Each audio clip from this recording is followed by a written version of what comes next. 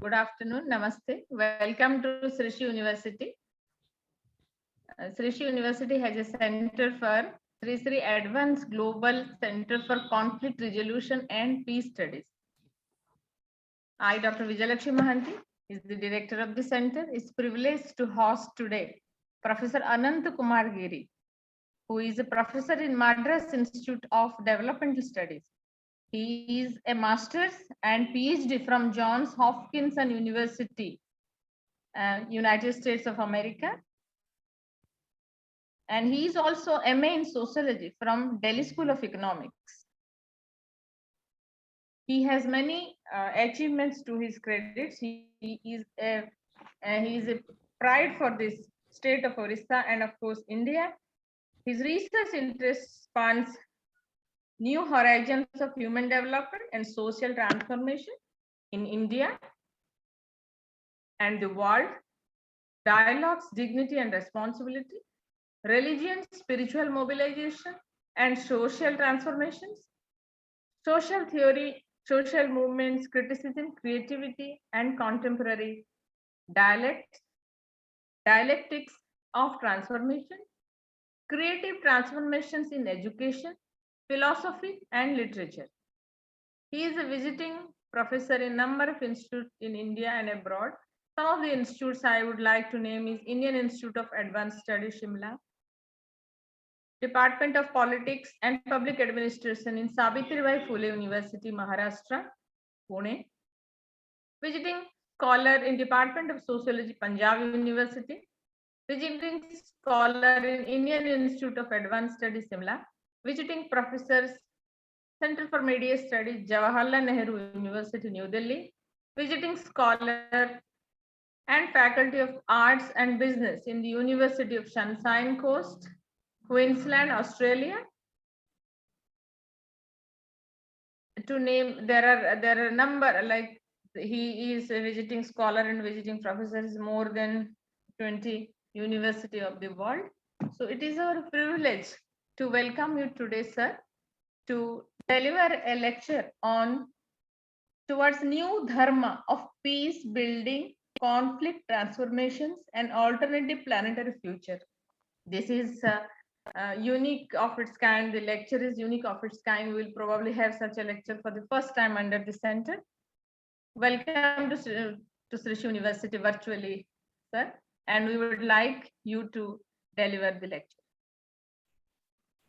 Thank you so much, Dr. Vijaya Mohanty, and thank you all friends co-presents, Asit Bhai and Ms. Sonali Das and all friends co-present, our dear respected Vice Chancellor, Professor Singh, and all friends in the university who have co-nurtured this dialogue.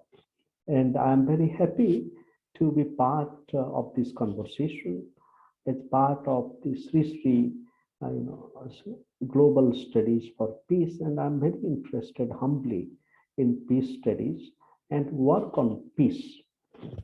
So I wish to take this opportunity to invite us to think about peace building and with the challenge of cultivating a new Dharma. Because we might note that peace work has been an important engagement of us. But what is peace? Is it only absence of conflict or conflict resolution? And here we might remember the inviting and challenging definition about health offered by World Health Organization. Is health only the absence of illness, or it is much more than that? And WHO had challenged us long time ago, almost 75 years ago, that health is not just absence of illness, but it is the integral well-being, our physical, mental, psychological well-being and health. So a mere absence of illness does not make us healthy. Similarly, mere lack of conflict or lack of visible conflict does not lead us to a peaceful life in the levels of self, culture, and society. We have many conflicts with us, and these conflicts are multidimensional, and they are inner as well as structural conflicts. But in peace studies, much more attention is given to structural causes of conflict, like class conflict, for example. We know in modernity, in the modern world, with the rise of the industrial economy and the capitalist and the inequality and exploitation and the laboring class, the proletariat, and a major important conflict was and continues to be class conflict. So in the same way, if we look at the realm of society, we have entrenched conflict vis-a-vis gender relations and gender, for example. And what is the source of gender conflict? It is patriarchy, for example. And in some cases, it could be matriarchy as well. That when property and rights are invested only in one gender uncritically, it leads to gender conflict. So how do we realize gender peace? How do we realize class peace? Similarly, caste is a very important structural source of conflict. And caste is not just confined to India. Recently, a very important work has come with the name Caste by Wilkinson. I'm just remembering her name correctly. And this author, a scholar from USA, and she has really looked at caste, not only confined to India. For example, the racial discrimination in United States. We might remember just last year how challenging it was. You might remember a black man in Minnesota, in the city of Minneapolis. He had just stepped out to buy a cigar from a neighboring grocery store. And grocery manager, on suspicion, called up the police. And then the police force came, and one of them got hold of him. And then what did he do? And he put his feet around his neck. And while this man, George Floyd, is saying, I cannot breathe, I cannot breathe. But it made no difference to this killing officer. And the murder of George Floyd led to a very important movement in the USA called the Black Lives Matter. And that was also a peaceful protest. And Black Lives Matter also reminds us of the historic struggle launched by Martin Luther King Jr. in the USA. And that struggle was for peace, because as long as there is racial prejudice, as long as there is racial discrimination, as we might remember the inviting address of Dr. Martin Luther King in the Capitol Hill, where the address, I have a dream, and where he's saying that I have a dream whether one is born as a son of a sharecropper in Alabama or a daughter of I'm just paraphrasing it, a rich person in Boston, all of us will come together, black or white, will share the table, will share the bread together.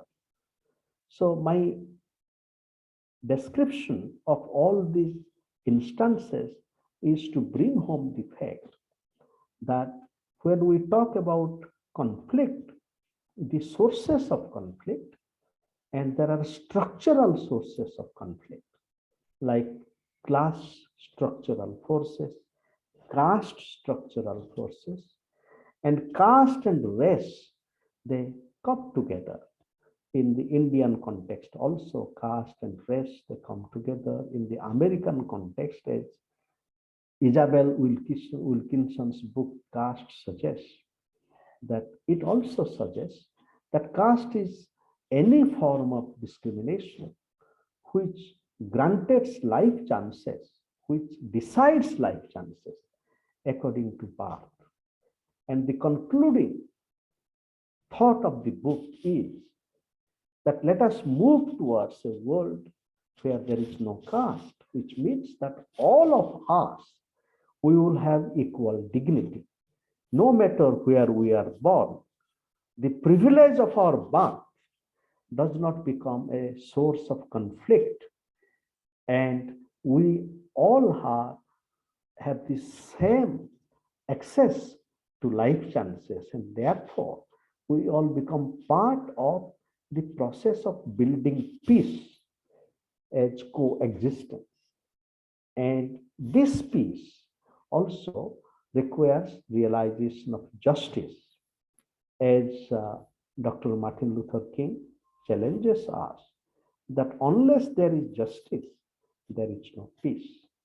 At the same time, when we struggle for justice, that struggle also is a just struggle, in the sense that when we are struggling for justice, we do it in such a way, despite the challenges of violence, despite the challenges of historical inequality, despite the challenges of centuries of historical oppression, as we take part in this struggle for justice, vis-a-vis structural inequality, we try our best to create processes of peace, so that with conflict, with confrontation, still our confrontation is not the primary goal. It is not the end, END.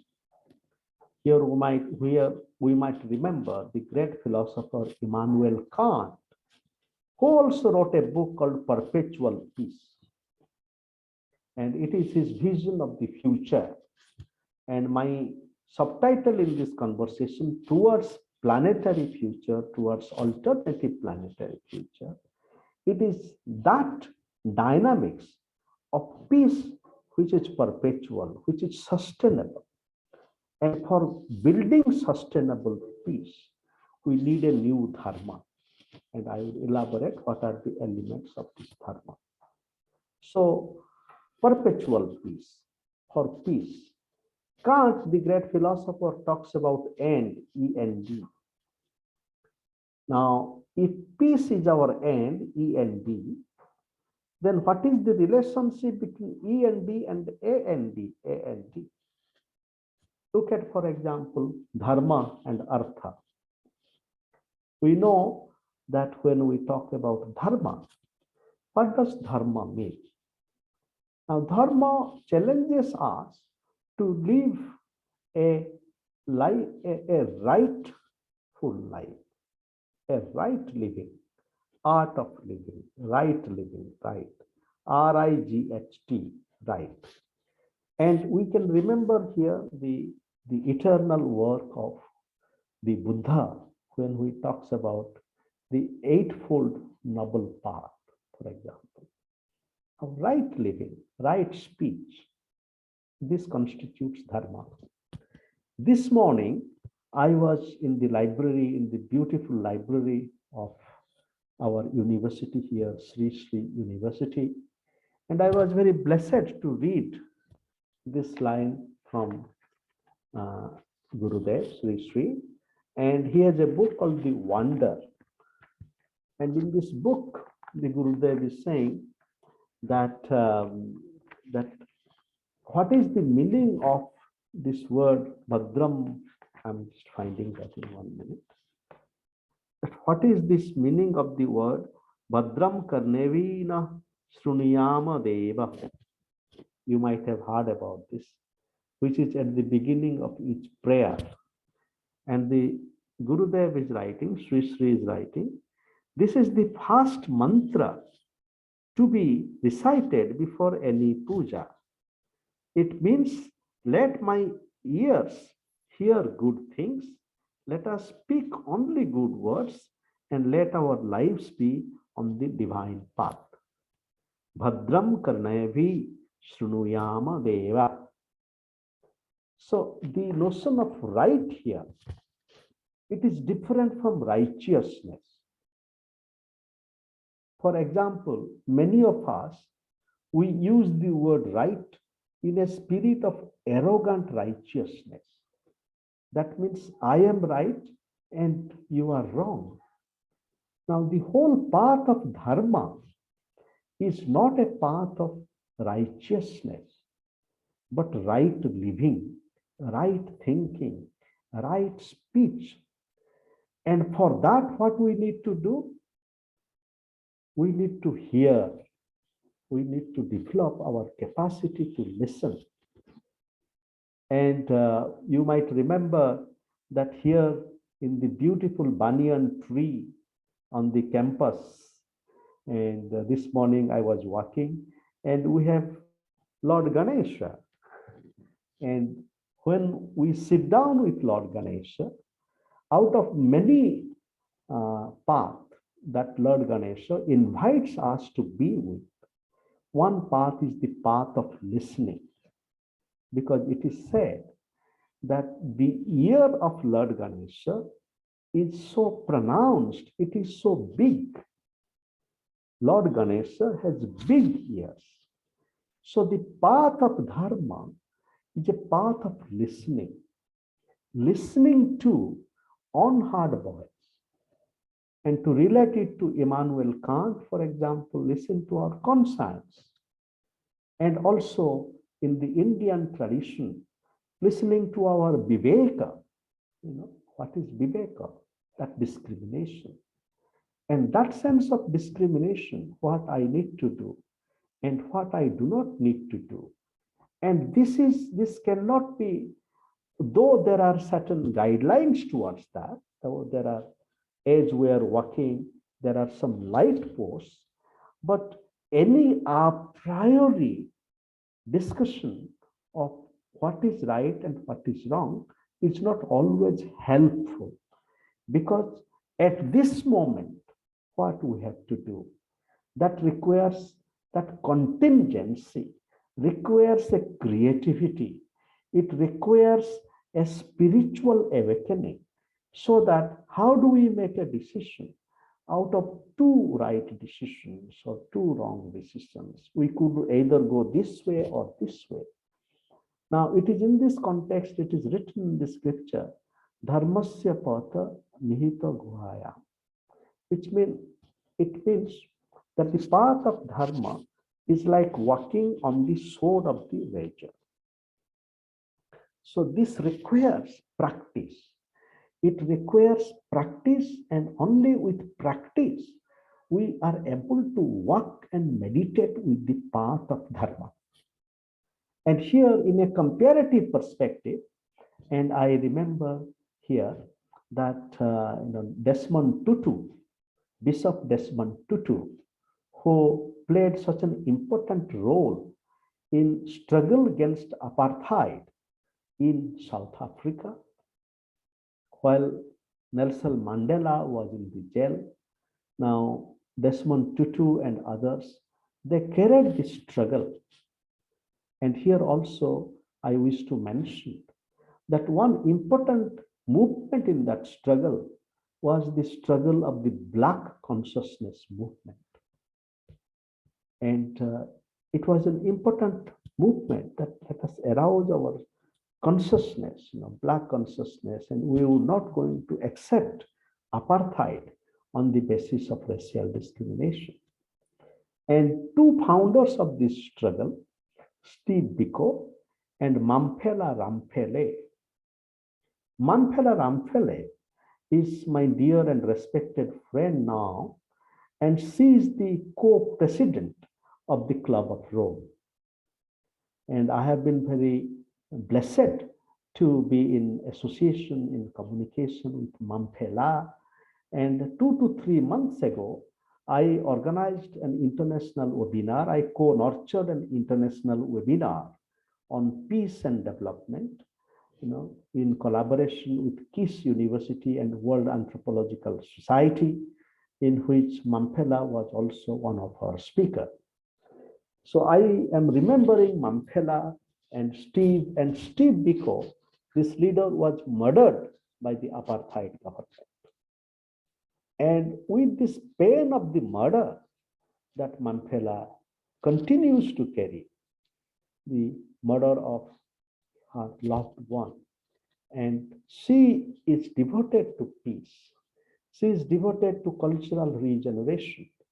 And as co-president of the Club of Rome, which began with the discourse of limits to growth, again, limits to growth, because if we need peace, sustainable peace, and I would a little later discuss the idea of sustainable peace. If we need peace, then we must have a sense of limits, because like the three structural sources of conflict that I discussed with you, caste, class, and gender, another important source of conflict, which is related to all three, caste, class, and gender, is the conflict around natural resources, isn't it? And today the condition is that, and this is a structural condition of conflict with natural resources. And here that the important natural resources that we have, mining, for example, or water that we have. Now, all this is located in areas where the primal people of the world live. Now, who originally stayed in a mining area? Do people of Bhubaneswar or Cuttack, do they have mines under their soil? No. And now it is in Mayurbhanj or in Karaput or in Keonjhar where, by the grace of the divine, I'm expected to go tomorrow. And the people who live in mining areas, as my dear and respected friend Felix Padel, who is a very, very sensitive anthropologist of the world, who has studied our primal people and struggle around conflict and resources.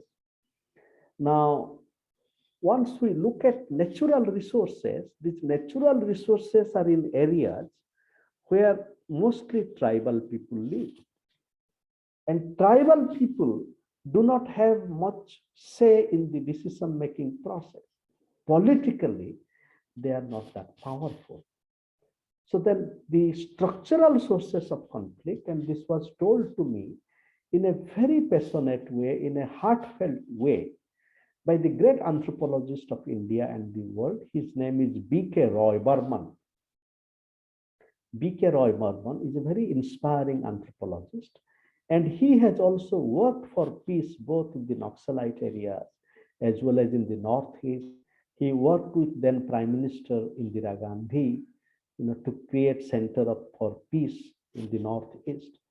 Now, Professor Roy Burman was once telling me that what is happening if the natural resources are in the areas, for example, tribal areas, but all the vested interest, state and the capital, they have their eye on these natural resources.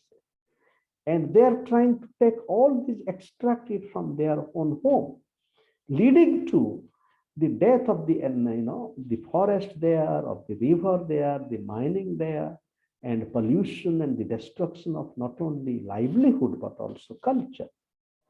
But these primal people, they are struggling, they're doing all their struggle to protect their natural environment. But when the tribal people, I do not use the word tribal, I use the word primal, because our primal ancestors, they have them in the beginning and they continue to be with us. Primal also has another meaning, that they are prime. Without our primal people, we cannot live. So when primal people are struggling to protect their resources, our resources, and when the forest is saved, is it only saving the primal people or it is saving all of us? When river Mohanty is saved, now is it only saving the primal people or saving all people whose life is entangled with river Mahanadi. So Professor Roy Burman made a very deep, insightful comment. He said that when primal people are fighting for natural resources to protect them, they are doing this struggle on behalf of humanity. And then what we would have to do now? Because politically, and this is a problem that the great philosopher and thinker Jürgen Habermas has posed. He's saying that what is happening, that many of the important questions of justice today are not possible through political logic. Because politically, suppose we would have to bring justice to our primal people, and their representative in the parliament is not that as much compared to the representatives who voice the interest of state and market. Then how do we bring a sense of justice? Because if we look at only through the logic of interest, it is not possible. And what Habermas is saying has a touch of Dharma here. And I would like to link the discourse of Dharma to contemporary philosophical thinking, like the work of Habermas, who is talking about moral argumentation. He is saying that though politically we cannot realize, but with our sense of moral awakening, we can realize that what we are doing to our tribal people or our marginalized people is not acceptable. And therefore, and is it not Dharma? Dharma is not just a question of number. And because in 100 people, there are 99 people who speak untruth. Does it make it truth? No. The whole awakening of Dharma is that Dharma is Dharma, no matter how many people speak, support it, or condemn it, because Dharma is Dharma. So, the new art of Dharma and peace building challenges us to realize Dharma in this way, that it becomes a path of right living, right thinking, and right speaking, and cultivating our capacity to listen. Listen to ourselves, our own conscience, listen to each other, and through listening, we take decisions. And these decisions, they help us to free ourselves from harm. And here, there is a link between Dharma and Ahimsa. And I would elaborate this a little later. But now let me bring this dimension of Dharma and peace through the idea of Purusartha. So you might know that we have the idea of Purusartha, means the excellence of the human excellence. Purusartha is not just masculine excellence. I hope we realize this, because we are as much sadhakas and sadhikas of Purusartha. It is not that Dr. Vijaya Lakshmi is not a sadhika of Purusartha, because there is Purusartha, Purusa. We are all sadhakas and sadhikas of Purusartha. And what are the elements of Purusartha? Dharma, Artha, Kama, and Moksha. So let us engage with these elements of Purusartha, consisting of Dharma, right living, Artha, wealth. And wealth also means not only material wealth, Artha, but Artha also means Bhagartha. It also the meaning. You might remember the beautiful Saraswati that is welcoming us at the entrance of one of the, I think it is in Shruti, isn't it? In Shruti, there's the beautiful Saraswati who is welcoming us. So Artha also means meaning, in the sense of meaning of life.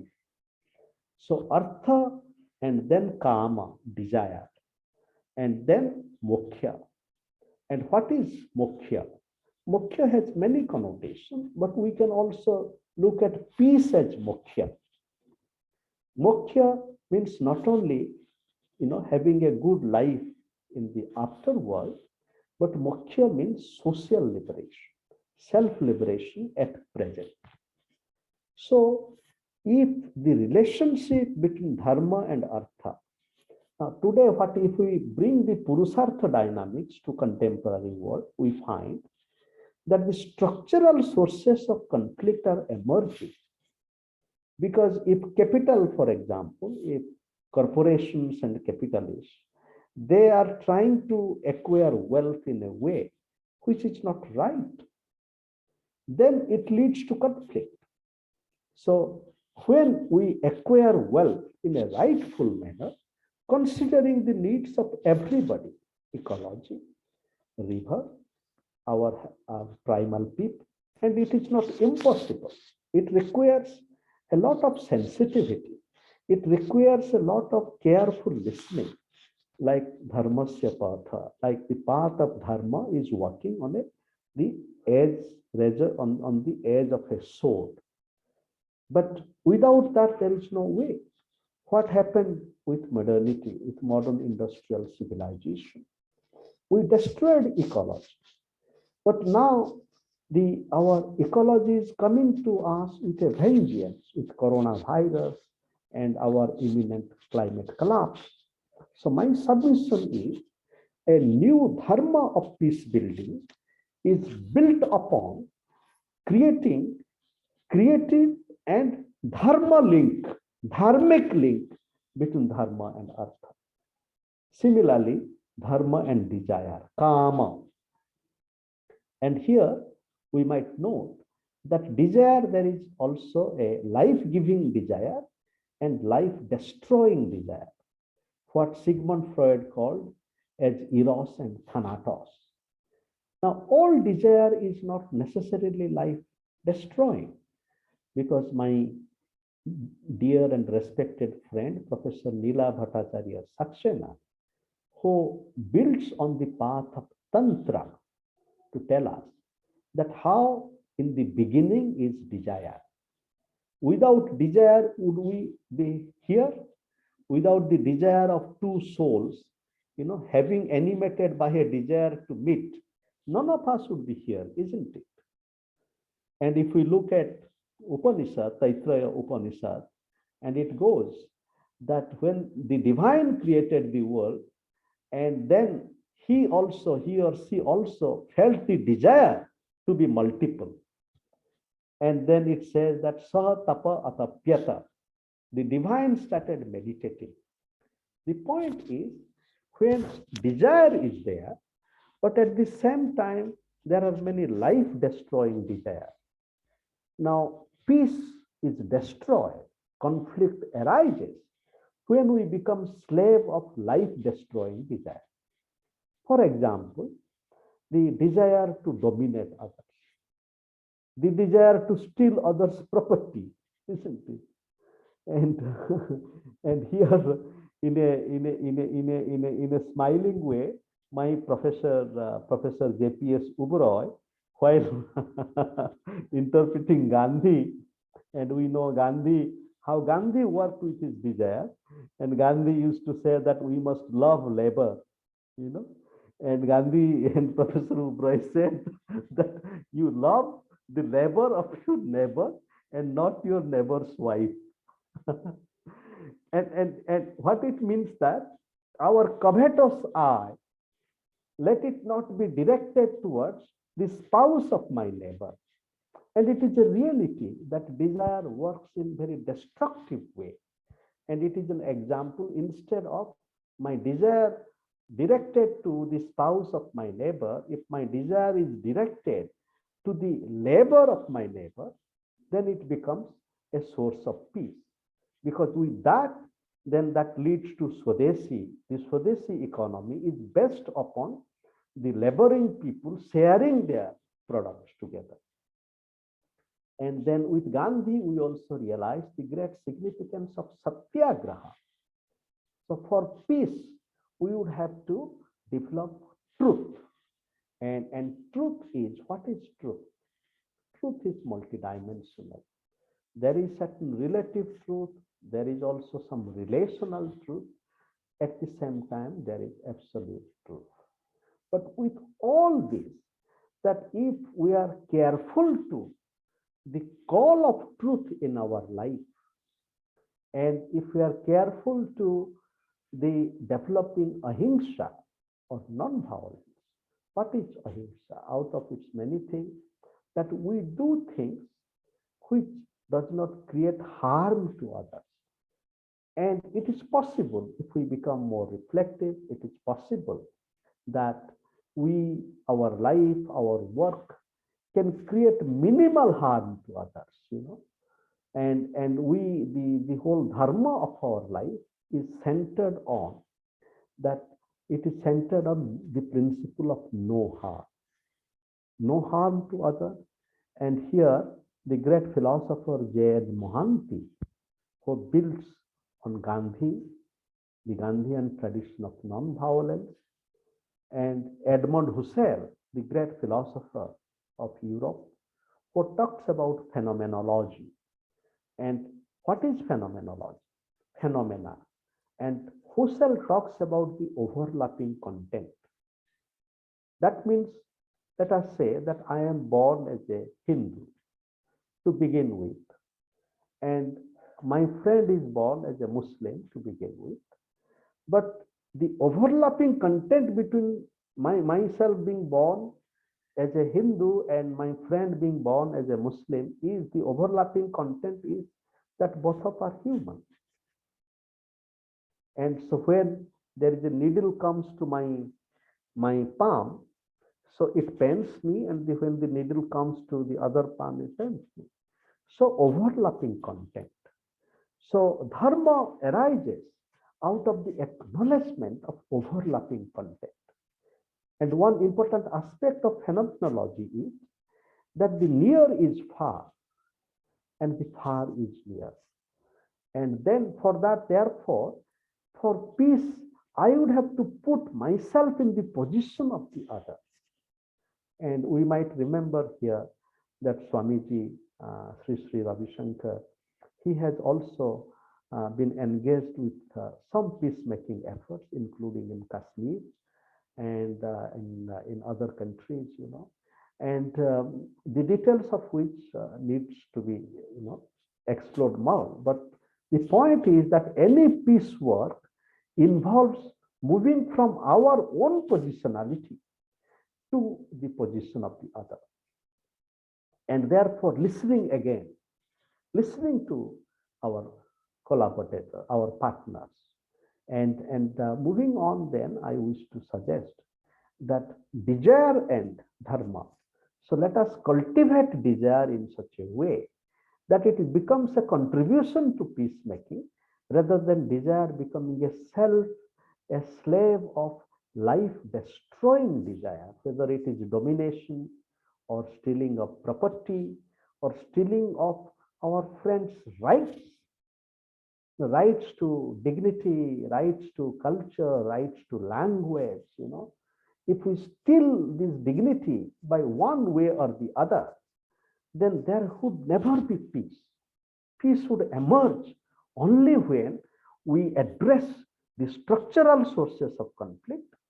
But while addressing the structural sources of conflict, we must also cultivate another important part, that is the soulful peace, the soulful dimension. Because in peace studies, in conflict resolution, there is the discussion of structural conflict and structural violence. And here the work of Johann Galtung is very important. Professor Johann Galtung, I had the joy of meeting with him and spending a bit of time with him. And he had been associated with a peace academy in a very beautiful place in Norway. And some years ago, I think in 2007, I had gone there and spent a few days. Now, Johann Galtung is known for his theory of structural conflict and structural peace. To this, we also need to bring the dimension of soul peace. So in a humble manner, I am developing this idea of structural soul peace and soulful structural peace, where the peace work in the soul and peace work in society, they would have to come together. And therefore, and that kind of a peace work and the dharma that it calls for, and some of the other elements of this dharma is, for example, we have a notion of swadharma and paradharma. And in Bhagavad Gita, there is this idea, swadharma nidhana shreya paradharma bhayavaha. Now, when the Lord is saying swadharma nidhana shreya, what is the dharma that he is referring to? Of course, at one level, we could see that when the Lord Krishna is beginning with Kshatriya dharma, the dharma of the Kshatriya to fight. But one can say that the dharma of the Kshatriya is to fight, but this is one kind of swadharma.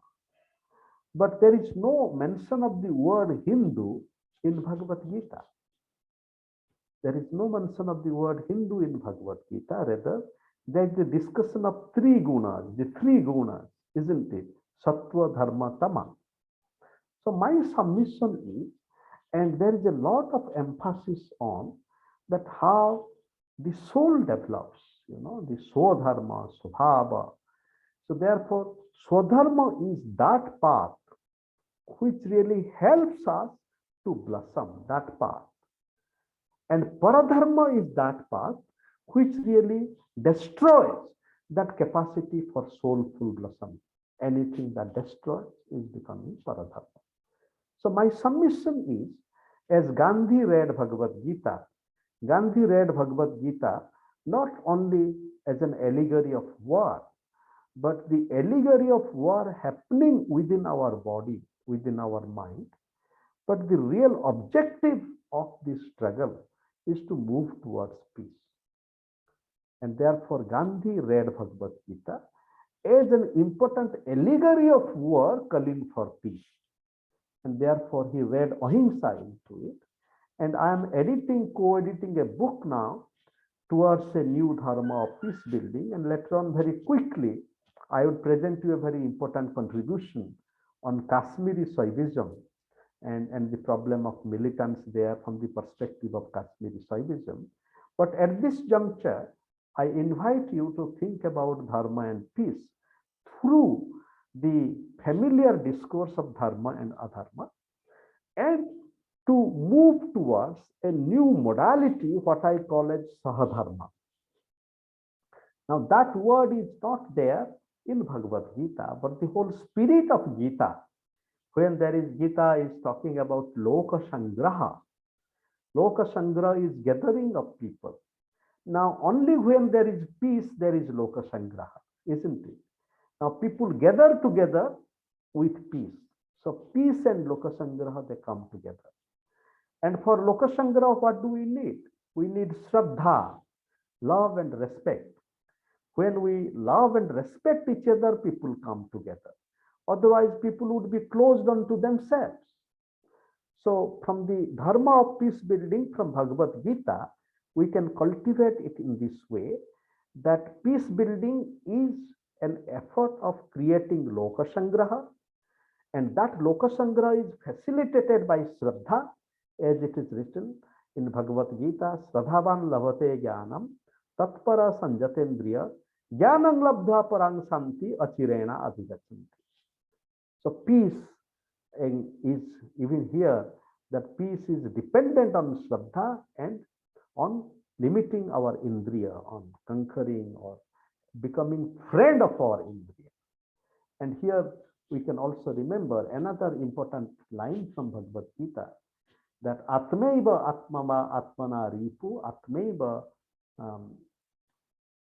Bandhuapanam, means the self is an enemy of oneself and the self is a friend of oneself. So for Loka Sangraha and peace, we would have to create a process in which the self becomes a friend of oneself. Because many of us, we are at war with ourselves. So when we become a slave of our desire, the desire that kills, we become an enemy of ourselves. And in the political discourse also, politics, modern politics is based on enmity.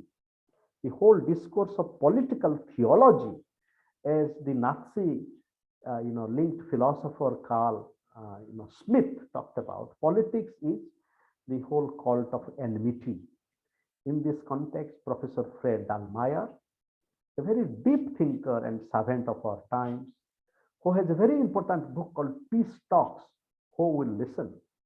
And here, Dallmayr builds on the work of Erasmus, the great servant of peace, many centuries ago in Europe. He also has a line, and the name of the book is Guerrilla Peace. I read it in Amsterdam, when I was in Amsterdam 20 years ago, Guerrilla Peace, where peace is asking, I am crying, I am walking on the road. Who is going to open their door? Who is going to listen to my cry? Again, listening. So, Professor Fred Dallmayr in his book, Peace Talks, and Who Would Listen? And the point is, Professor Dallmayr, building on Gandhi and others, he is developing an idea of politics, not as enmity, as developed by Carl Smith, but politics as friendship. Now, even though contemporary politics is far from it, so we do not see much of friendship, for example, between our political leaders, like our prime minister and the leader of the opposition. They rarely speak with each other, and what to speak of, having a bread together or a work together. But unless politics becomes a domain of friendship, and here I am remembering very quickly a very beautiful writing by Professor Manoj Das, whom many of us would know. In Odisha, we might have read his story. And Professor Das was not a storyteller. He was a deep spiritual seeker and embodiment of an evolved consciousness. And just a few days ago, I read a very important essay of him called The Prayer to Bharat Mata, in which he's writing that when there is an election, and after election, there is a victorious candidate is going on procession. Now, what is this victory? It was an election between a couple of candidates. Again, he is pointing to that all this is cult of enmity, and I am trying to link here the discussion here to Professor Das's conversation. Now, all this cult of enmity is leading to violence. But if we accept that, like two people are playing together, like it is a match, and then somebody wins, somebody loses, and then he is saying that instead of doing that, and that cult of enmity, which is leading to this is my party, your party, I have to build this temple and destroy this temple. He is saying that with all this, where is a place for the temple of consciousness? My submission is that peace building requires a radical rethinking of politics, and which the contemporary politics may not be an example of that, but at the same time, we cannot resolve ourselves, we cannot absolve ourselves from that responsibility of adventurous thinking and spiritual adventure of thinking differently about self-culture and the world.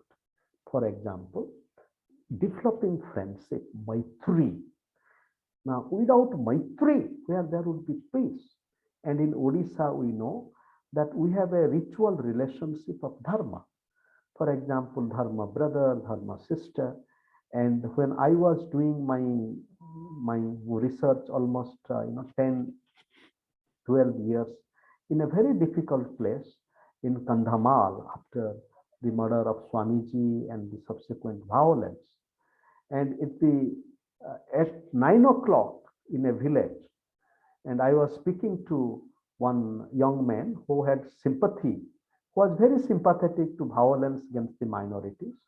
But he told me at 9 o'clock in the night that, what is most important is Dharma. And I have also studied other conflict situations where a person who is engaged in violence is still able to make a distinction of what in his view that the violence that needs to be, that he can justify, and the violence he cannot justify. For example, I visited Manoharpur. Manoharpur, we may remember 20 years ago, Graham Steins was burnt alive with his two little children. And I was talking to the advocate who was defending Dara Singh. I was visiting him, and the advocate is saying that, okay, so you might, kill the big snake, but what is the point of killing the baby snakes? So I am just putting it in his word, but the point is that even this person who is not, whose heart is not touched by the burning of a person alive, whatever may be the cause, he is not moved by that, but still he is moved by the fact that his two innocent children were burnt alive. So Dharma of peace building, the last resort, the immediate resort, is that sense of intermediary viveka, that discrimination. Even this advocate who is insensitive to the violence against the father, and his heart is slowly opening up when he's meeting his two burnt children. So it is in this context, the path of the Dharma of peace building is a perennial path, and we would have to cultivate it with a lot of care, with a lot of responsibility. It is like an art of living, the art of Dharma of peace building. It is an ethical process. It is an aesthetic process. It is a political process. It is a spiritual process. Then alternative planetary futures. I had prepared a slide and we began a little late. If possible, I would quickly come to, in a few minutes, I would quickly come. Yes, please. Yes, sir.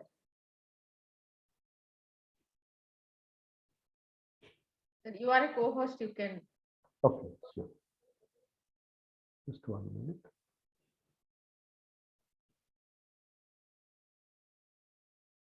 So now I have to share the screen, no?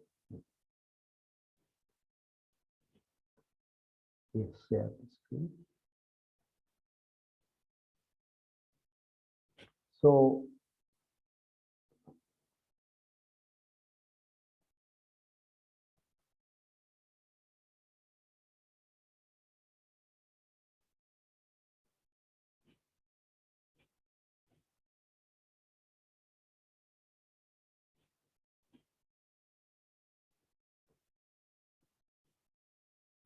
then I'm talking about a new art of integration.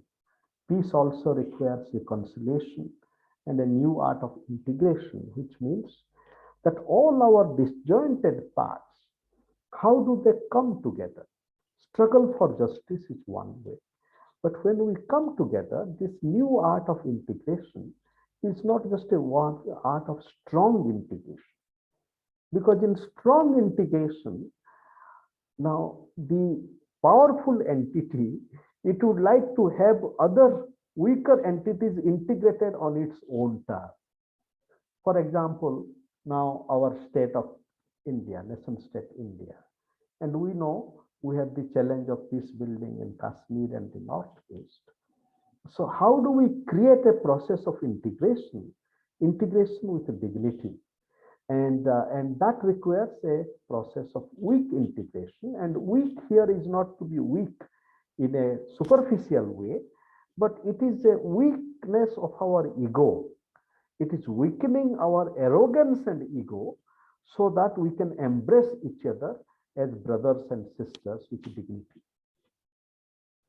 Then my friend Professor John Clemmer, in the book I am co-editing, is talking about sustainable peace, vulnerability, risk, and the new world environment.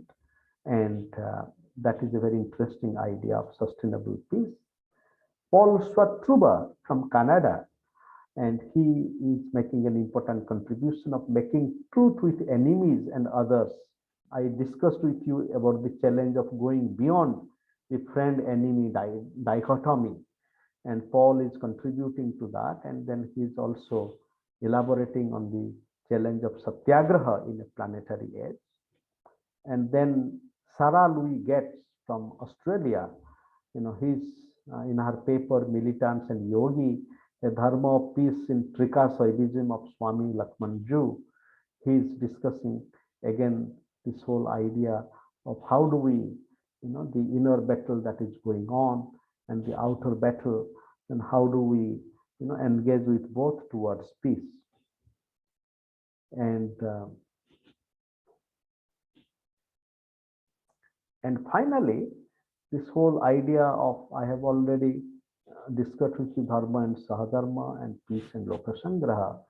And I wish to come to the idea of alternative planetary futures by saying that when we are in our contemporary world, we use the language of globalization. But our contemporary globe is a product of violence, colonial violence. For example, when Christopher Columbus came to the Americas on the way to India, and that moment of colonial violence continues. Globalization, it does not interrogate the structural aspect of colonial violence, whether it is in economy or polity, in knowledge exchange. So for peace, for example, look at knowledge. Another idea that I could not develop in Lokasangraha is the idea of not only Atma Sangraha, Lokasangraha coming together of people, and Atma Sangraha coming together of soul, but also Jnana Sangraha, means the coming together of knowledge. We know that because of the arrogance of Euro-American modern world, look at, for example, science. There are science is searching for truth, but science is not the only seeker of truth, isn't it? And Sri Sri, in his book on wonder that I was referring to, he has this beautiful line he's writing: not every ancient belief is wrong, and not every modern belief is right. We need to accept contributions of both the old and the new. People are suffering because of superstition which have no sanction of scriptures or science. People are suffering because some rituals which are not at all part of the ancient scriptures. It is the lack of wisdom that makes people suffer. The point is that there is wisdom in modern knowledge, but there is also wisdom in non-modern knowledge. So for peace, we need to build on both the modern sources of wisdom and also the non-modern sources of wisdom.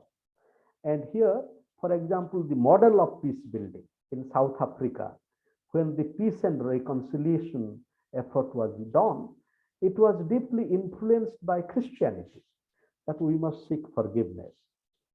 But when I was visiting Sri Lanka, we might remember that Sri Lanka also went through civil war, and Sri Lanka is still, that civil war is not concluded with dignity. Now we have another kind of unspoken violence in Sri Lanka. I was visiting the Sarvodaya Swadhyaya, the Sarvodaya headquarters, Samadhana headquarters near Colombo. And there Dr. Aryaratne was showing me that for building peace, they have built a peace garden. And there the participants are invited to work on different paths in this peace garden.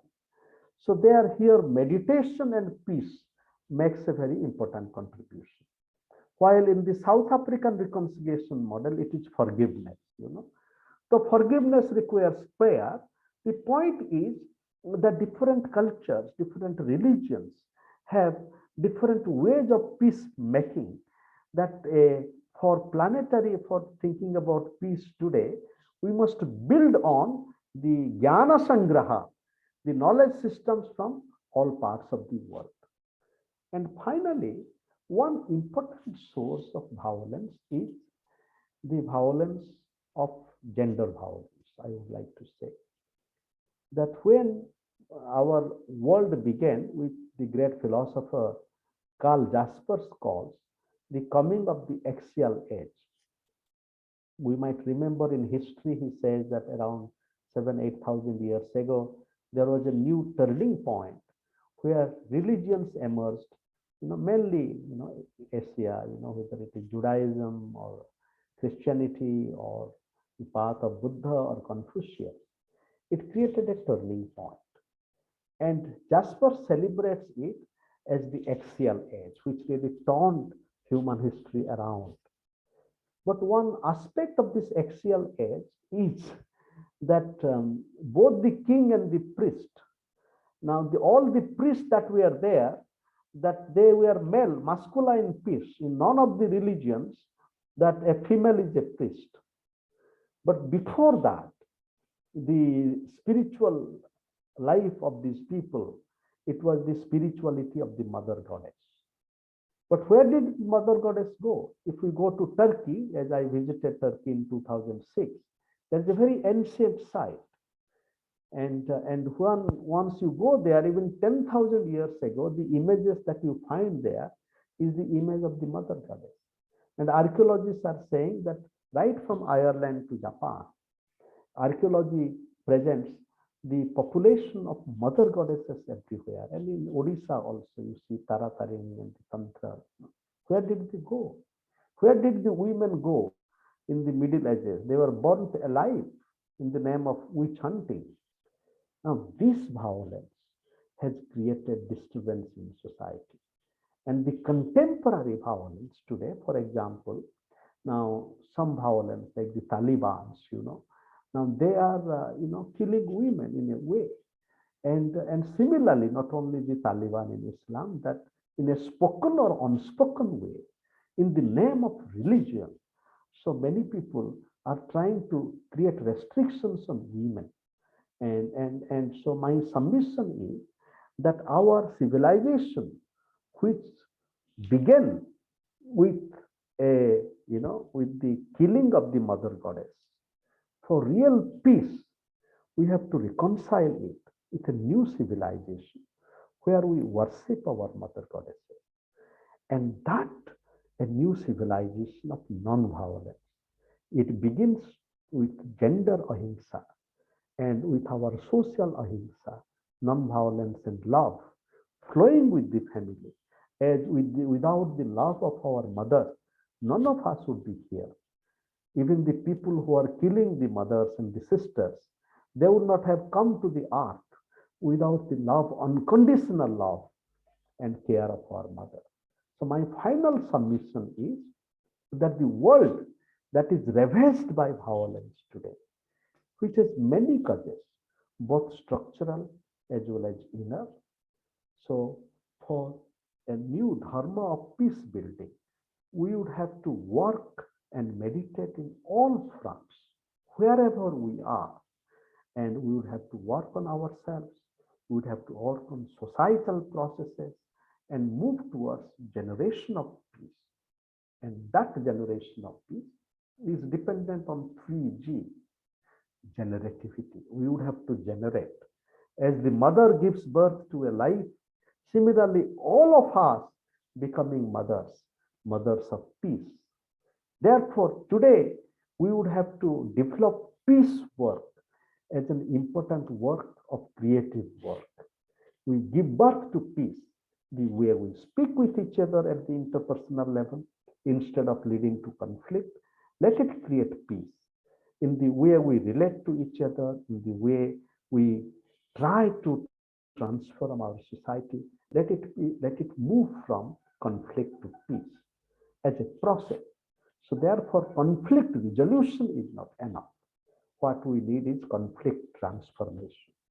And for that conflict transformation, we need structural peace as well as soulful peace. Thank you so much for your kind attention.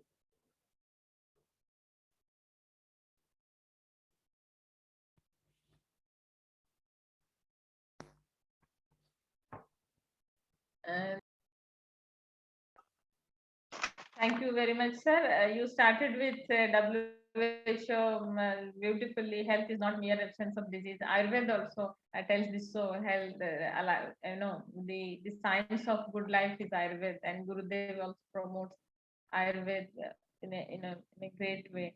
He also spoke about gender peace, then path of Dharma. listening to our conscience or listening to our viveka is also part of dharma. You define dharma in different ways. So dharma and paradharma, and then Purusartha, Dharma, Artha, Kama, Moksha. So beautifully you described all the meanings and uh, all the ideals associated with dharma. And Lok Sangra and peace. Lok Sangra is also my personal favorite from Bhagavad Gita. So peace and Lok Sangra come together is a beautiful thing and very deep insight. And you know, people are ready to die for their religion, but nobody wants to live for it. That is also I'm reminded of this. I think we had spoken about Desmond Tutu, spoken about Manoj Das, and many important personalities. Thank you very much, sir, for this beautiful narration on dharma. Yeah, so anybody who have any questions can ask, sir. Mr. Padjosi or Aditya or anyone, Sonali, if you have any question, you can ask.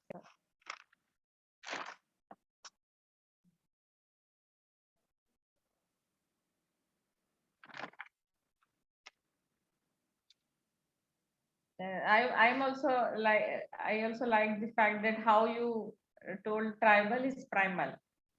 So this is a very nice concept. And tribes and resources are at one place. It is such a coincidence of nature that they are in one place, and mostly in the central part of India they live.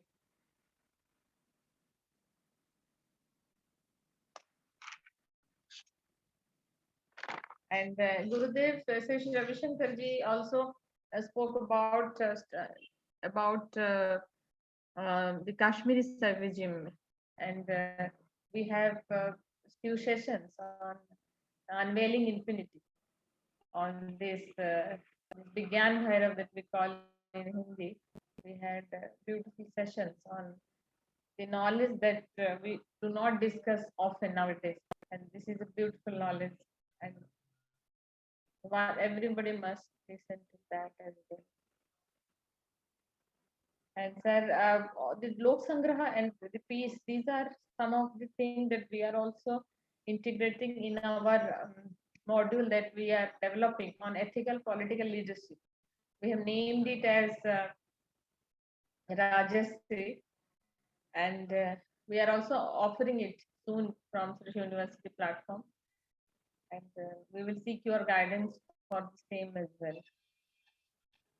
Thank you very much, sir, for spending time and educating and enlightening us and making our lives more better and brighter through your wisdom and through your humility.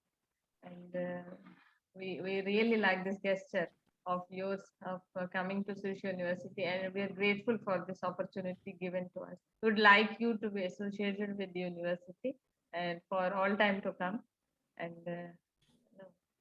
impart us knowledge and wisdom, whatever you have acquired from this universe. Thank you thank you very much. Thank you so much. And if there is a moment with your generosity, I could offer a few lines of a poem. Is it okay? Yes, please. Yes, Just sir. one moment, I'll get it in a second. Yes, sir.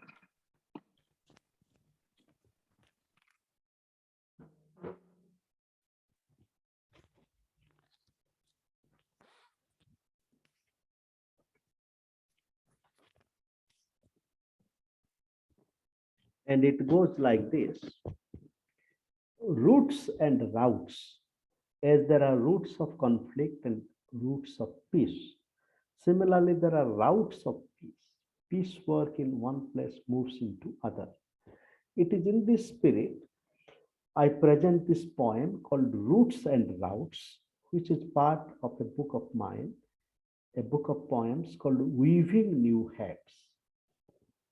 Roots and routes, routes within roots, roots with routes, multiple roots and multiple routes, crisscrossing with love, care and karuna, crisscrossing and crossfiring, root work and route work, footwork and memory work, weaving threads amidst threads.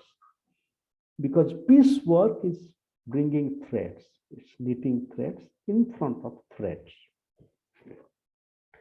Dancing in front of terror, dancing with terrorists, meditating with threat, meditating with threats, meditating with roots and routes, root meditation, route meditation, memory work as meditating with earth, dancing with soil, soul, cultures, and cosmos. Thank you very much, sir. If you will share it, we would like to put it in our social media. So this would be great. Thank you very much. Thank you so much. Thank you. Namaste.